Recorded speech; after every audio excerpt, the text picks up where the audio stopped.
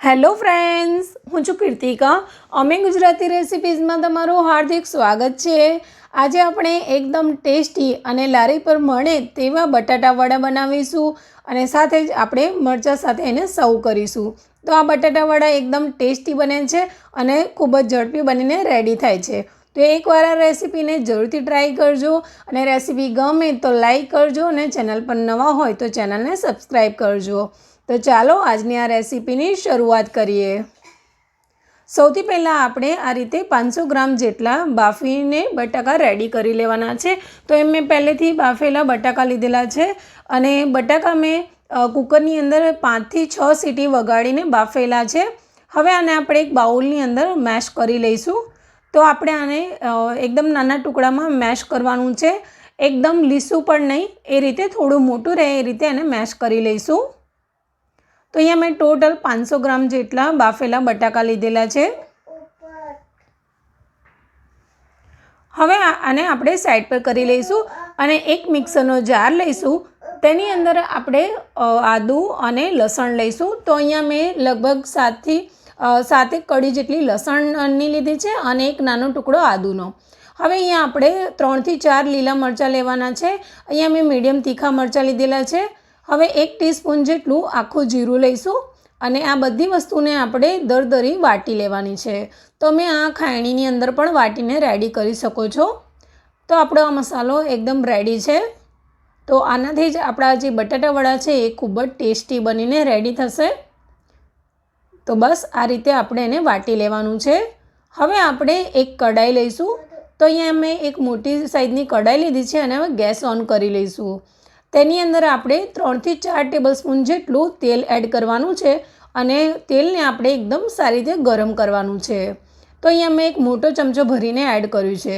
હવે 1 ટીસ્પૂન જેટલી રાઈ એડ કરીશું અને રાઈને એકદમ સારી રીતે તતડવા દેવાની છે. રાઈ સારી રીતે તતડીને ફૂટી જાય પછી આપણે લગભગ 1/4 ટીસ્પૂન જેટલું જીરું એડ કરીશું. તો જીરું પણ લાલ થઈ ગયેલું છે. તો હવે આપણે હિંગ એડ કરીશું. તો એકવાર આ રીતે લાલ થઈ જાય પછી આપણે હિંગ એડ કરવાની. તો 1/4 ટીસ્પૂન જેટલી હિંગ એડ કરીશું અને તેને પણ થોડીક વાર થવા દઈશું. હવે આપણે જે વાટીને રેડી કરેલો મસાલો છે તે બધો જ આપણે એડ કરી લેવાનો છે. તો જો તમે ક્યારે પણ આ રીતે બટાટાવડા ના બનાવ્યા હોય તો એકવાર જરૂરથી ટ્રાય કરજો. ખૂબ જ ટેસ્ટી લાગે છે. અને હવે આને પણ આપણે થોડીક વાર સાંતળી લઈશું અને સાથે જ આપણે જે મીઠા લીમડાના પાન છે તે પણ એડ કરી લેવાના. તો મીઠા લીમડાના પાનથી ખૂબ જ સરસ એવો ટેસ્ટ આવશે. અને અહીંયા મેં 1 ટીસ્પૂન જેટલા જે આખા દાણા હોય તેને આ રીતે દરદરા વાટીને એડ કર્યા છે. તો તમે એને એકવાર જરૂરથી એડ કરજો, તે પણ ખૂબ જ ટેસ્ટી લાગે છે. હવે આની અંદર આપણે અડધી ટીસ્પૂન જેટલી હળદર એડ કરવાની છે અને હળદર આપણે જ્યારે આ વઘાર કરતા હોય ત્યારે જ એડ કરવાની, જેનાથી એકદમ સરસ કલર આવશે. હવે આપણે જે બાફીને રેડી કરેલા બટાકા છે તે બધા જ એડ કરી લઈશું. જો આની અંદર કોઈ મોટા ટુકડા રહી ગયા હોય તો પણ તમારે તેને મેશ કરી લેવાના છે.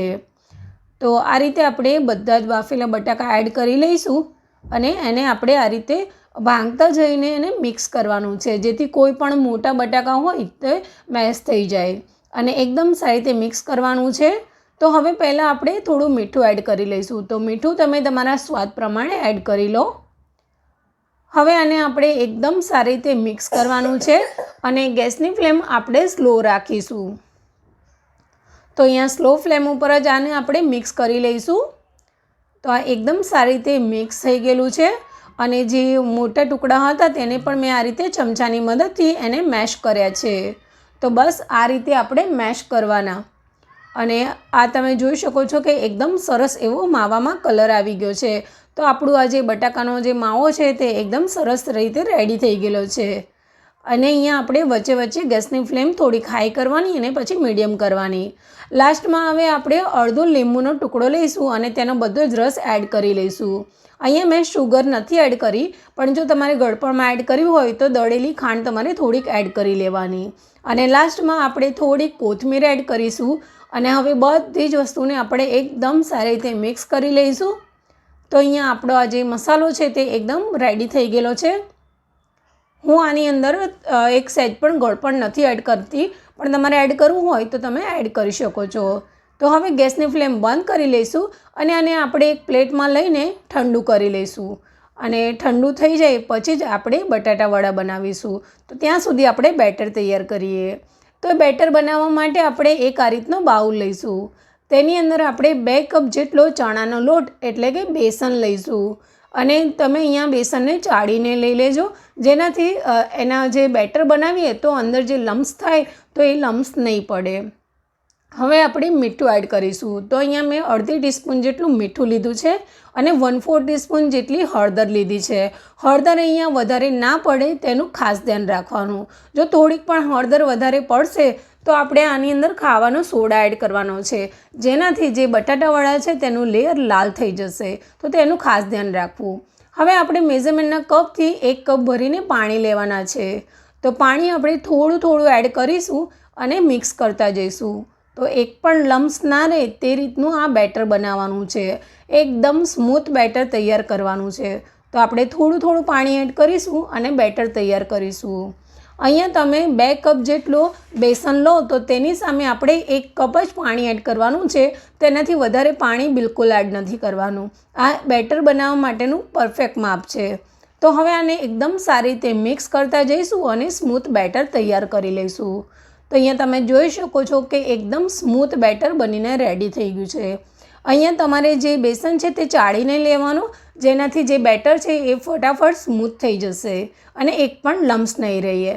તો અહીંયા મેં બધું જ પાણી એડ કરી લીધેલું હતું, એટલે ટોટલ 1 કપ જેટલું પાણી એડ કર્યું છે. હવે લાસ્ટમાં આપણે 1/4 ટીસ્પૂન જેટલી બેકિંગ સોડા એડ કરવાનો છે. જે ખાવાનો સોડા હોય તે એડ કરવાનો છે. હવે અહીંયા આપણે જે મિક્સ કરીએ છીએ તો એક જ ડાયરેક્શનમાં એને હલાવવાનું છે અને મિક્સ કરવાનું છે.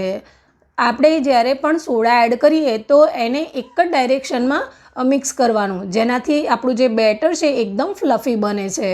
તો આ રીતે એને બરાબર ફેંટીને મિક્સ કરી લઈશું. તો તમે જોઈ શકો છો કે આપણું બેટર એકદમ પરફેક્ટ રેડી થઈ ગયેલું છે. તો હવે આપણે જે માવો છે તેને જોઈ લઈએ. તો અહીંયા આપણો જે બટાકાનો માવો છે તે પણ ઠંડો થઈ ગયો છે. તો તેના નાના નાના બોલ્સ બનાવીશું. તો હાથમાં આ રીતે થોડુંક માવો લઈશું અને એના બોલ્સ તૈયાર કરીશું.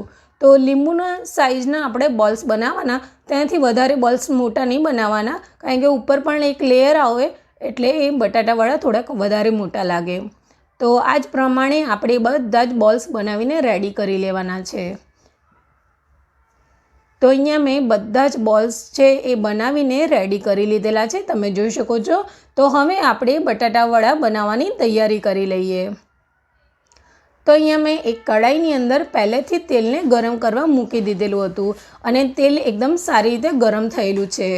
તો હવે આપણું જે બેટર છે તેને એકવાર સારી રીતે હલાવી દેવાનું છે.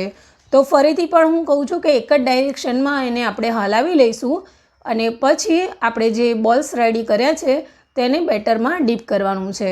પણ આની અંદર આપણે જે ચમચો લીધો છે તો આ રીતે ગોળ શેપમાં જે દાળનો ચમચો હોય તે લેવાનો, જેથી ઇઝીલી તમે બટાટાવડા પાડી શકો.